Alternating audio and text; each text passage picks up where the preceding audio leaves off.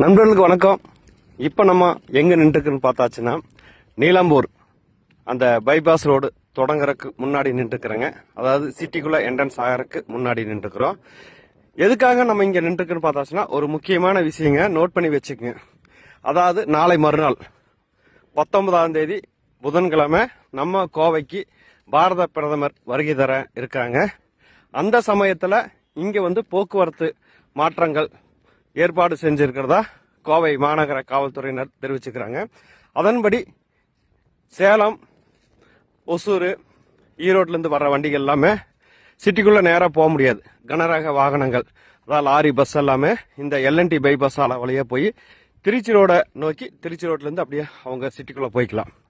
அதே மாதிரி இலகுரக வாகனங்கள், காரு, பைக் எல்லாம் நேராக அப்படியே நீலாம்பூர் வழியாக போய் சின்னியம்பாளையம் தாண்டி தொட்டிபாளையம் பிரிவு அங்கிருந்து அப்படியே நீங்கள் காலப்பட்டி வழியாக போய் சிட்டிக்குள்ளே போய்க்கலாம்.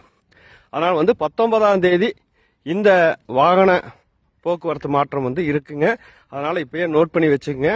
ஏன்னா அன்னைக்கு பிரதமர் அவர்கள் கோவை விமான நிலையத்துக்கு அங்கேருந்து கொடிசியால் நடக்கிற விவசாயிகள் கண்காட்சிக்கு அந்த கருத்தரங்க கூட்டத்துக்கு போகிறாரு. அதனால் அந்த 19ஆம் தேதி இந்த போக்குவரத்து மாற்றங்கள் இருக்கும்.